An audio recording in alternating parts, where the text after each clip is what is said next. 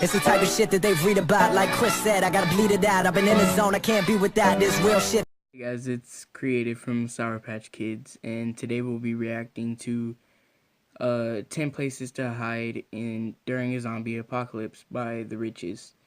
So yeah, let's get right into it. You never know what to expect from this channel. When the zombie apocalypse comes, if you laugh at that notion, that's fine by us. After all, it'll give us more time to get out of Dodge while the zombies are busy eating your brains. But where will you go? It turns out there are quite a few options, and we'd like to tell you a few right now. Each is a little different and will require some adapting or teamwork on your part. If you're up for it, however, it may just make your stay during the zombie apocalypse a touch nicer. Make sure you keep that brain of yours healthy and clear of any zombies, because we have a quiz for you. Give us the best answer and you'll be invited into our secure, zombie-proof vault, and have your answer pinned to the top. For now, to prove you're not a walker, just hit that subscribe button and proceed to our potentially life-saving video. An old fort. One thing is for certain, humans have a pretty big history of war, yet when it comes to a zombie apocalypse, that may not be a bad thing. You see, all across the world there are old bunkers and fortresses that are made from concrete and steel. Places like the... Yo, that'd be kind of dope. It'd be like how Sam and Dean found the Men of Letters bunker in Supernatural. Dude, that'd be dope to live in. Moncel Sea forts in England or the Maginot forts in France are isolated and well built. All you need to do is bring enough supplies and ensure the people you are traveling with can be trusted. As an added plus, these locations are usually so isolated that you can hunt and fish for extra food without fear of running into a zombie. A missile silo. Across the United States and Russia, there are hundreds of active and abandoned missile silos. Since these things were built to withstand a nuclear blast, we figure they should be more than adequate to handle a swarm of walkers. Some silos are actually available to the public and have even been converted into living spaces. Those that are still active are a different story. I heard about those. And we Those are like suggest use underground caution, bunkers, as any but guards like will likely be a little nervous in the civilized. case of a zombie outbreak. Once inside, however, it's time to live out all of your wildest Fallout fantasies. A castle. If it was good enough to keep swarms of angry peasants or Vikings out, then it's good enough to stay in during a zombie apocalypse. Of course, we're talking about a castle. These structures can be found all over the world, and if you have a bunch of money, you can buy one right now and get a head start on your preparations. Sure, castles may be old technology, but sometimes older is better. After all, with a massive and thick outer wall, drawbridge, and moat, you'll be safe and snug inside while the world falls apart around you. A mine.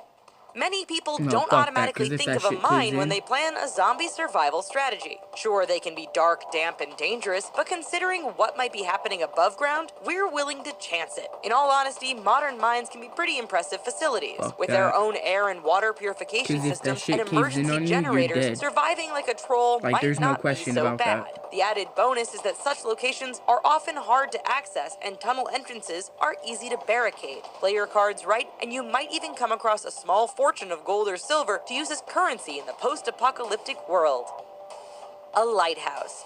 Did you know there is actually a trend right now for families to buy up old lighthouses and turn them into homes? It's true. As technology improves, governments are selling these sturdy structures, which just happen to be perfect zombie-proof dwellings, often located in remote areas, on small islands, or at the end of long piers. Limiting access to your lighthouse home is pretty easy. Being near the water means you could fish for most of your food. However, depending on the size of your place, things might get tight with other survivors, and room for a garden may be pretty limited. Okay, if you got through that with your brain intact, we have a question for you. Having already seen these first few entries, do you think the best strategy in a zombie apocalypse is to hunker down and fortify your house or apartment, or stay mobile and on the move until the outbreak stops? Think that over. Okay, I think you should stay mobile or on the move, because if those zombies catch up to where like you're living or like they're at your house, you can get swarmed in, no problem. You'll die no matter what you have. You're gonna run out of ammo eventually. If you're using like a sword or a knife or some shit, you're gonna it's going to dole out. So I mean, while we give you a few more potential locations to hide out in. A cruise ship. Speaking of water, why not come aboard and live out the zombie apocalypse on a large and luxurious cruise liner? Sure, you'll need a relatively large group of survivors to help you run the ship, but once you raise that anchor, we just don't see how a zombie can get aboard. Modern cruise ships have food and facilities to operate for at least a couple of weeks, and that's with a full crew and passenger list. Your small band won't require as much, which means your apocalypse dream cruise can go on a lot longer. Food will go bad, if you'll excuse us, we heard that Wayne Newton will be performing in the onboard club tonight. An island. Let's say you can't get your hands on a cruise ship, just a smaller, regular-sized boat. Not a problem. Check the gas and make for the nearest island. In fact, there are many small islands you can buy today, if you have enough money. In a zombie apocalypse, we imagine a lot more real estate will be available to you. Just remember, it's a buyer's market, so keep an eye out for islands that are fully equipped with things like water purification and power facilities. From the eastern seaboard to the Caribbean, they do actually exist and will make hiding out during the chaos all that easier. A prison. If you've seen The Walking Dead, then you know what we're getting at here. Prisons come in all shapes and sizes, and some can even be purchased right now. Nonetheless, what better way to keep unwanted zombies out than holding up in a facility meant to keep people in? In addition to secure fences and doors, many prisons also have their own electrical and water supplies, which should last you for a while. Of course, there is the possibility that the prison you go into may have prisoners or even zombies inside. Hey, we just provide the directions. The rest is up to you. A stadium.